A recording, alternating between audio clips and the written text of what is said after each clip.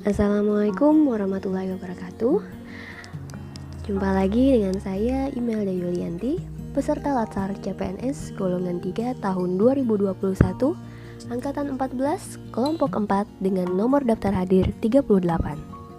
Di video kali ini, saya akan membahas mengenai Learning Journal Agenda 3 beserta dengan penerapannya di tempat kerja saya. Nah, di Learning Journal Agenda 3 ini kita akan membahas manajemen ASN, pelayanan publik, dan Law of Government. Manajemen ASN. Di dalam manajemen ASN dibahas beberapa hal. Yang pertama, tentang jenis ASN. Pegawai ASN itu terdiri dari dua jenis, yaitu PNS dan PPPK. PNS merupakan pegawai ASN yang diangkat sebagai pegawai tetap, sedangkan PPPK merupakan pegawai ASN yang diangkat sebagai pegawai dengan perjanjian kerja. Kemudian, yang kedua mengenai kedudukan ASN. Pegawai ASN berkedudukan sebagai unsur aparatur negara.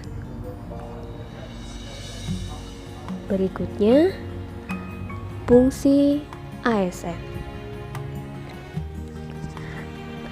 ASN memiliki 3 fungsi. Yang pertama, sebagai pelaksana kebijakan publik. Kedua, sebagai pelayan publik. Dan yang ketiga, sebagai perekat dan pemersatu bangsa. Selanjutnya, tugas ASN. Yang pertama, melaksanakan kebijakan publik yang dibuat oleh pejabat pembina kepegawaian.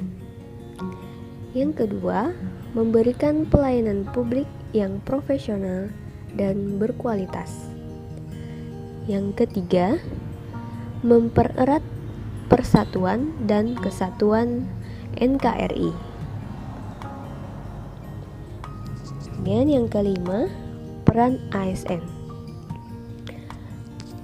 ASN sebagai perencana, pelaksana, dan pengawas penyelenggaraan tugas umum pemerintahan dan pembangunan nasional.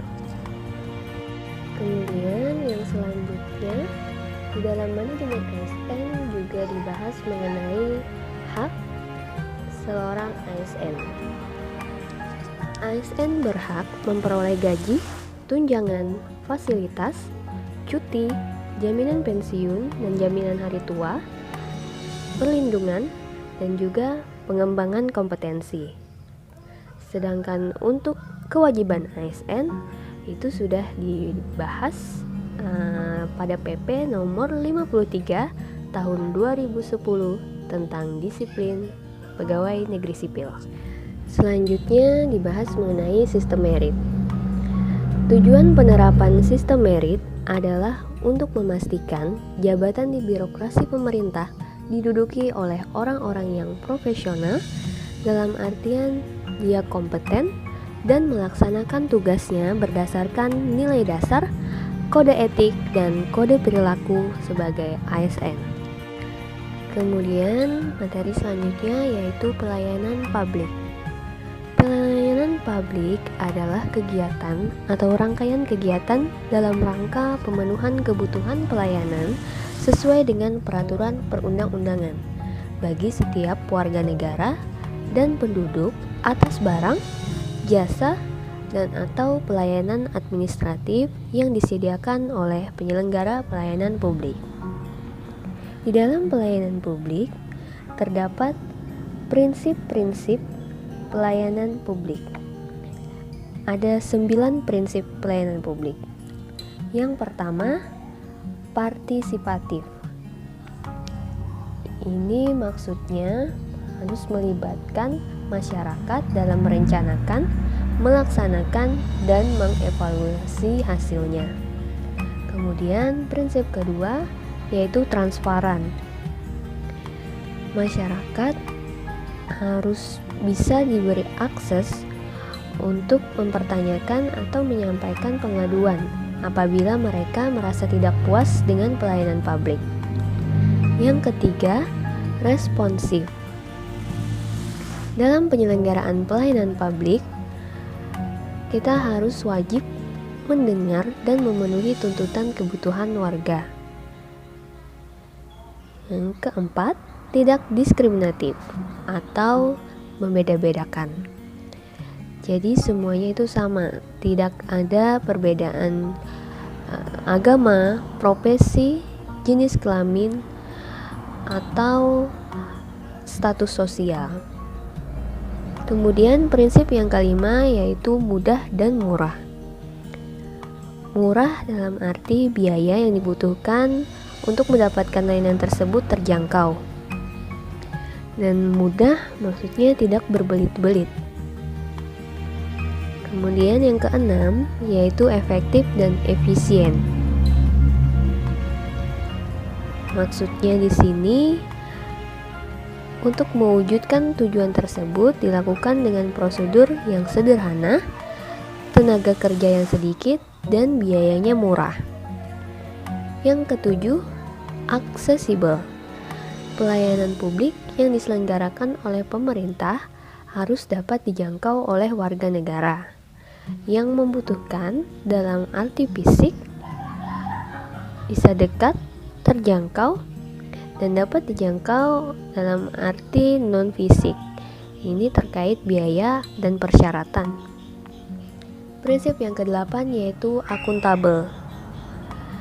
Di sini maksudnya menggunakan fasilitas dan sumber daya manusia yang dibiayai oleh warga negara melalui pajak yang mereka bayar. Oleh karena itu, sebagai penyelenggara pelayanan publik harus dapat dipertanggungjawabkan karena terbuka kepada masyarakat. Pertanggungjawaban di sini tidak hanya secara formal kepada atasan, tetapi yang lebih penting harus dipertanggungjawabkan secara terbuka kepada masyarakat luas, bisa melalui media publik, baik media cetak maupun elektronik. Dan mekanisme pertanggungjawaban yang demikian itu sering disebut sebagai social accountability. Dan prinsip yang terakhir yaitu berkeadilan. Penyelenggaraan pelayanan publik yang dilakukan oleh pemerintah memiliki berbagai tujuan. Salah satu yang tujuan pentingnya adalah melindungi warga negara dari praktek buruk yang dilakukan oleh warga negara lain. Oleh karena itu, penyelenggaraan pelayanan publik harus dapat dijadikan sebagai alat melindungi kelompok yang rentan dan mampu menghadirkan rasa keadilan bagi kelompok lemah ketika berhadapan dengan kelompok yang kuat. Selanjutnya mengenai pola pikir sebagai pelayan publik. Sebagai seorang ASN, kita harus sadar bahwa pelayanan publik merupakan hak warga negara, diselenggarakan dengan pajak yang dibayar oleh warga negara dengan tujuan untuk mencapai hal-hal strategis bagi kemajuan bangsa. Kemudian etiket pelayanan publik. Yang pertama, sebagai pelayan publik, kita harus memiliki sikap yang sopan dalam komunikasi. Kemudian yang kedua, memiliki sikap menghormati dan menghargai pihak lain. Yang ketiga, memiliki sikap penuh perhatian. Kemudian yang keempat, suka menolong. Kelima, tenggang rasa. Kemudian yang keenam, ramah, akrab dan bersahabat. Serta yang ketujuh, memiliki sikap menguasai diri dan bisa mengendalikan emosi. Nah, sebagai apoteker, saya harus menjalankan peran dan kedudukan sebagai ASN, yaitu melaksanakan kebijakan dan pelayanan publik yang profesional, bebas dari intervensi politik, bersih dari praktek KKN, dan melaksanakan tugas dengan jujur dan penuh tanggung jawab, serta memberikan informasi secara benar dan tidak menyesatkan kepada pihak lain, serta serta memegang teguh nilai dasar ASN dan selalu menjaga reputasi dan integritas ASN. Materi ketiga di agenda 3 yaitu Role of Government atau biasa disingkat WOG. WOG adalah sebuah pendekatan yang menyatukan upaya-upaya kolaboratif pemerintahan dari keseluruhan sektor dalam ruang lingkup koordinasi yang lebih luas guna mencapai tujuan bersama dalam pembangunan kebijakan, manajemen program, dan pelayanan publik. Prinsip WOG yaitu integritas dalam pelaksanaan pekerjaan, koordinatif dan kolaboratif, satu tujuan dalam pekerjaan, dan mengurangi ego sektoral. Dan pola pelayanan WOG yaitu pelayanan satu atap, pelayanan satu pintu, pelayanan elektronik, pelayanan terpusat, dan pelayanan teknik fungsional. Yang terakhir tentang praktek WOG dalam pelayanan. Pertama bersifat administratif, kemudian pelayanan jasa, pelayanan barang, dan pelayanan regulatif. Dalam penerapannya, saya sebagai apoteker, saya harus bekerja sama dan berkolaborasi dengan tenaga medis atau tenaga lainnya agar tercipta pelayanan prima sehingga terciptanya peningkatan kepuasan konsumen. Nah, itu tadi Learning Journal Agenda 3. Sekian dari saya. Semoga video ini bermanfaat. Wassalamualaikum warahmatullahi wabarakatuh.